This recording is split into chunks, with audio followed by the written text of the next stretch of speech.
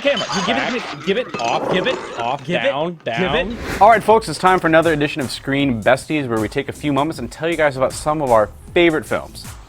Now, we're gonna bring it down a little bit, so if you're in a big smiley mood, you might want to come back to this video a bit later on, because today I'm gonna be talking about a pretty sad film. I'm not gonna say that it's depressing, because that word is used to describe far too many movies already, but Three Colors Blue is indeed a very sad film, although not an entirely hopeless one. Now, as the name implies, Blue is one of a trilogy of films that would wind up being director Krzysztof Kieslowski's last collection of work. Kieslowski was best known as a documentarist for the bulk of his career, recording life in Poland under communism. Later on, though, he shifted primarily to fiction, such as with his 10-part Decalogue miniseries, his well-regarded The Double Life of Veronique, and lastly his Three Colors trilogy. The three colors here refer to the three colors of the French flag: white for equality, red for fraternity, and blue for liberty. But these films often interact with their themes with a fair amount of irony, as you'll see in Blue.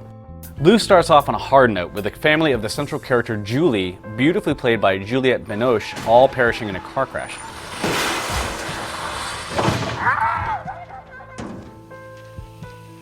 Julie, unable to deal with her loss, unable even to weep, attempts to commit suicide, but finds herself unable to do that as well. Je suis pas capable. So instead, she decides to commit a kind of social and personal suicide by selling all of her possessions, giving away her house, and attempting to live by herself in an empty apartment. Her interaction with the liberty implied by the title is kind of an inverse one. She frees herself of the burden of ownership, family, friendship, and love by retreating into as empty and emotionless a state as she could possibly make for herself. However, life intrudes at every possible turn, forcing Julie to come to terms with her past. What results is an alternation between Julie's preferred state of being, a trance-like, passionless solitude, and her painful interactions with the remnants of her former self. J'ai essayé de la convaincre de participer à cette émission. Je dois avouer qu'elle a refusé.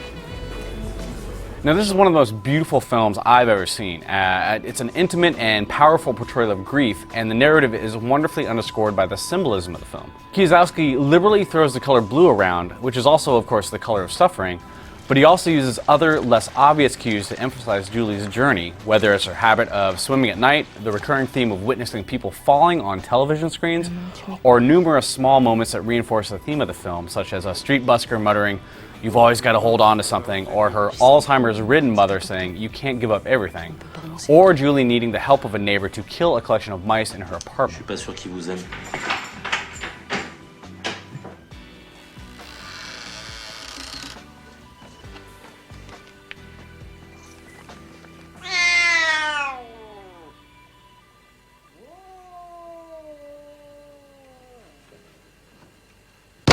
One of the ways the movie is more immediately impressive is in its use of the music of Zbigniew Preisner, and hopefully I'm saying that right. Julie and her deceased husband in the film are composers, and her musical life is one of the things that Julie most notably attempts to shove aside.